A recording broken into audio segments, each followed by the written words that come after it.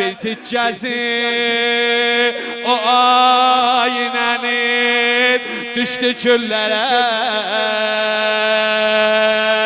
Evvel gece kül üstte yatıp şahidil keban. Musa ibn Cafer etti kefen öz atasını. Musa ibn Cafer etti kefen öz atasını.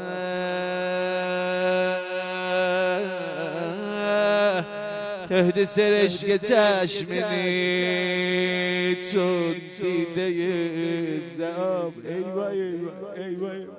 Melbus edibdi bürde yaman ile tismini. Guya ki sebz mehmele pitidədir kitab. Qalsın bu söz bəqidə bir Kərbəlaya bax. Eyvay qəlbə canı yandırıb axır bu qəmmə ob. Kəfən adı gələndə nələr yada düşər. Cəddi Hüseynə bürdə yəmani tapılmadı. Cəddi Hüseynə bürdə yəmani tapılmadı. Bir qoslu bir kəfən qalıb olmayıb müstəcab.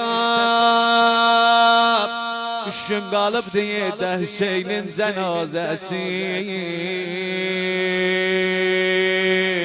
Bir pərdə ta ziyarət edə cismin afidab.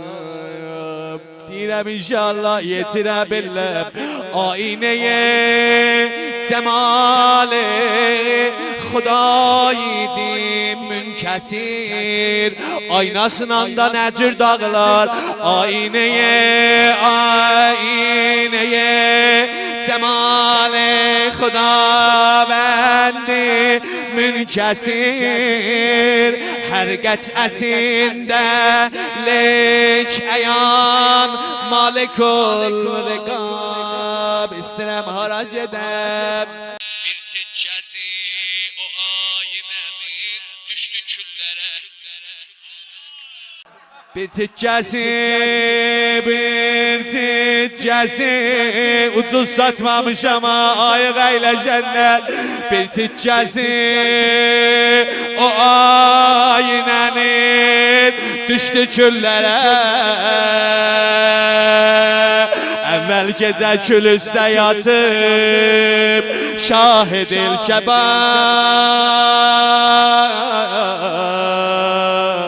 Evvel gece kül üstte yatıp şahidil keban. Eyvay Allah, Zehra gelip kül üstte yatar dilberin göre.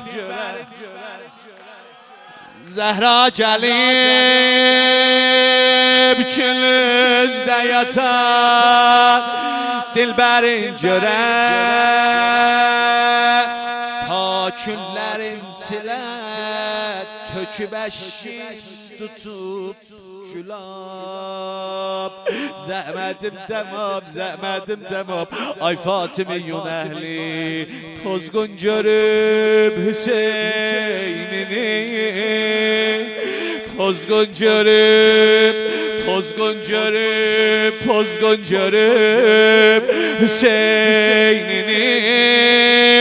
Tüm pozda alemi oğul aş gözlerin şikəstə diləm ver mənə. Cevab ayıq əyləşənə məlum olan kəməndi bəlanə.